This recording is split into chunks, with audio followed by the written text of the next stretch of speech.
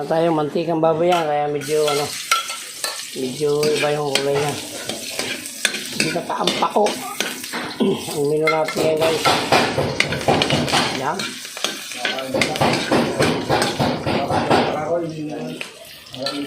Kakalampukan guys. Nagkapultiro kami. Pagawa kami ng kwarto. Itong kusina, hindi pa rin tapos. Kaya maingay dito sa bahay guys. Ilagay natin yung hipon.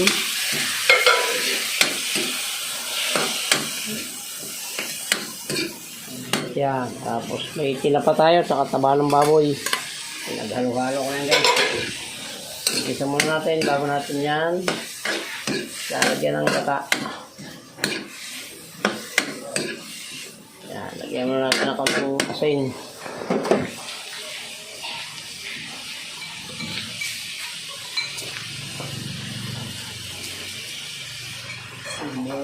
Tama na. Lagyan na rin natin ng walang kamatayang paminta at ng bitsin. Yan, meron pang natin ang oyster sauce guys. Kaysa masayang ito ay ilalagay na natin. Yan o. Lagyan natin guys ng sabaw ng ano yan, yung padalawang kata, kaunti lang. Lagyan natin ng kaunting sabaw. Bago natin ilagay yung ating pako. Pakukuloyin muna natin guys. Lalagyan natin yung ating pako. Nalagyan may pako kayo. Pero kami karpintero magagawa guys. Lagyan natin yung ating pako. Marami lang itong tingnan. Pero pag dumapa ito, lalagay. Isang mangkok lang naman ito. Pagbaba nito, ay lalagyan natin siyempre ng gata. Yan. Tatapan muna natin yan guys.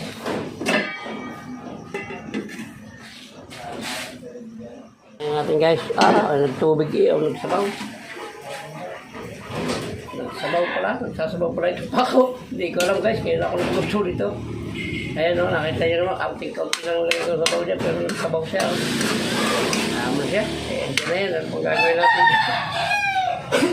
Maya-maya lalagyan natin yung gata dyan guys. Makumuna yung alat. Nagsasabaw pala ito. Tama lang. Hindi siya maalat, hindi siya matabang, okay lang yan.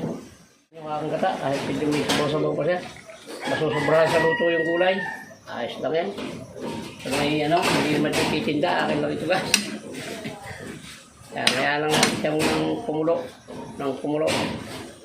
At baka tayo ay mapunta sa CR. Pagka hindi natin ito pinakulong guys. Gatayan. Mahirap na. Gusto ko na po yan.